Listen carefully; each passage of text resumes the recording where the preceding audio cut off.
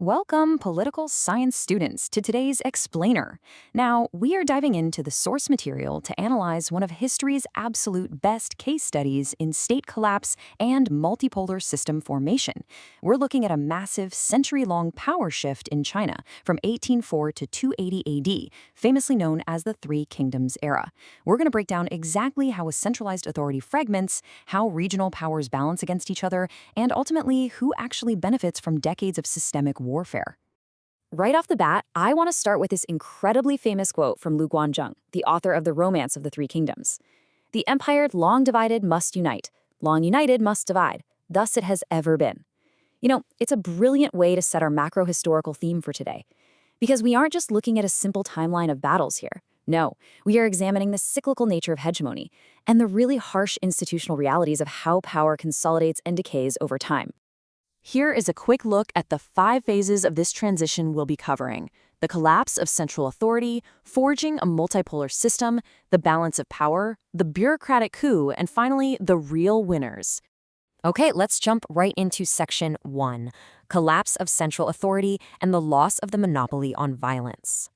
To really conceptualize the sheer scale of this power shift, we have to recognize that we're looking at nearly 100 years of institutional decay, war, and political backstabbing. It all kicks off in 140 AD and doesn't finally resolve until 280 AD. A systemic unraveling of this magnitude, it doesn't just happen overnight. It is a prolonged, agonizing process. So by 1804 AD, the Han Dynasty had been running the show for 4 centuries, but it had completely rotted from the inside out. We're seeing all the classic indicators of state failure here: weak emperors, corrupt eunuchs holding way too much influence, and rampant famine. Naturally, this massive suffering drove the peasants to revolt, a movement known as the Yellow Turban Rebellion. But here is the absolutely pivotal political science mistake. To crush this uprising, the imperial court was forced to delegate military power directly to regional warlords. They voluntarily surrendered the state's monopoly on violence. And honestly, that was a fatal decision that permanently unraveled the empire. And the chaos escalated fast. Between 199 and 196 AD, a tyrant named Dong Zhuo actually seized the capital and propped up a child emperor as his puppet. In response to this, a coalition of warlords formed against him, including future heavyweights like Cao Cao, Liu Bei, and Sun Jian. Now, as students of statecraft, you already know this classic trap. Alliances of convenience rarely outlast their initial target. Sure enough, the coalition crumbled. The aftermath unleashed total chaos, permanently fragmenting Chinese authority.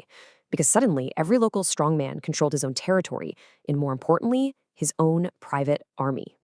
Moving on to Section 2, Forging a Multipolar System, going from fragmentation to 3 power centers. The real turning point here comes at the Battle of Red Cliffs in 208 AD. By this point, the warlord Cao Cao had secured the north, and he was marching this massive fleet south, fully intending to unify the whole land under his singular hegemony. But the allied forces of Liu Bei and Sun Quan met him at Red Cliffs. Through a devastatingly clever fire attack, Cao Cao's navy was completely destroyed. So the northern hegemon was stopped dead in his tracks, ensuring the south stayed independent.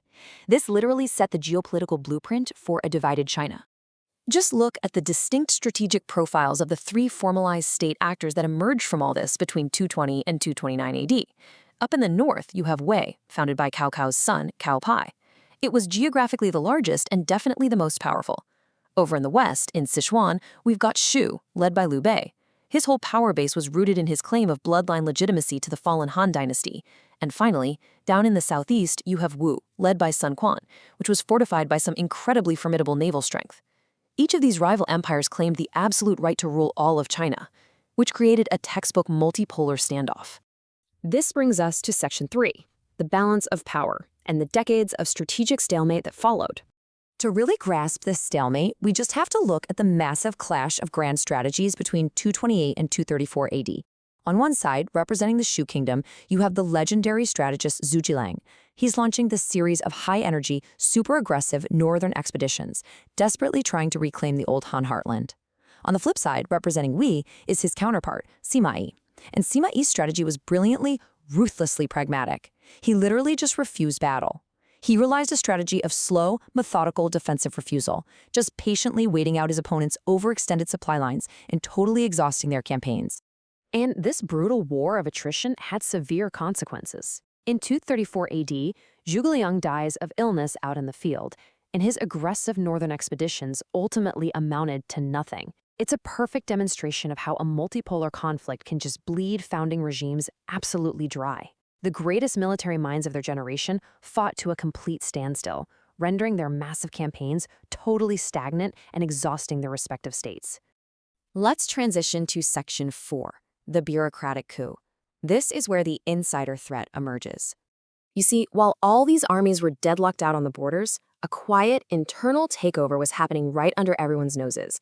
Between 249 and 265 AD, the Sima clan fundamentally subverted the Wei state from the inside.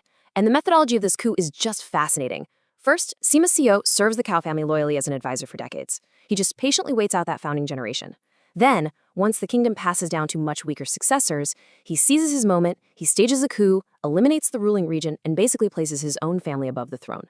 His sons, Sima Shi and Sima Zhao, follow this exact same blueprint to consolidate their grip even further. So now, the founding Cao dynasty basically exists in name only. With total control over Wei's resources, the Sima clan moves fast. In 263 AD, they send armies across supposedly impassable mountain ranges right into the west. The exhausted Shu emperor, Liu Shan, simply surrenders without a single fight. Think about that. The kingdom Liu Bei built on loyalty and Han legitimacy just dissolves in one swift campaign. Then, a mere 2 years later, in 265 AD, Sima Yi's grandson, Sima Yan, takes the final internal step. He quietly compels the very last Wei emperor to abdicate. So, that century-long political saga of the Cao family ends with them handing over the imperial seal, and boom, the Jin dynasty is officially founded.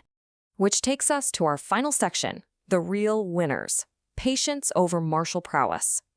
The final stroke of this entire macro-historical shift happens in 280 AD. The newly minted Jin dynasty sends its navy sailing down the Yangtze River, and they easily overwhelm the very last remaining kingdom, an absolutely exhausted Wu. Its emperor surrenders. And just like that, for the first time in nearly 100 years, China is reunified. The chaotic, multipolar era of the Three Kingdoms is definitively over. But look at the bitter irony of this power shift. Think about who actually walked away with the prize.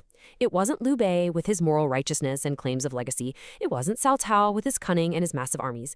And it definitely wasn't Sun Quan with his naval endurance. These incredibly charismatic founders completely exhausted their states through endless stagnant warfare. The true winners? The true winners were the Sima clan, the patient, calculating bureaucrats and advisors who quietly served across 3 reigns, waited until every hero was dead and every rival kingdom was drained, and then they just stepped in and took the whole shebang for themselves. So as students of political science, I really want to leave you with this final, provocative thought to analyze. When you look closely at the mechanics of regime change, in a prolonged power struggle, does victory actually go to the state with the strongest military, or does it go to the most patient bureaucracy? Thank you so much for joining me for this explainer. I hope it completely shifts how you view the institutional realities of power. See you next time.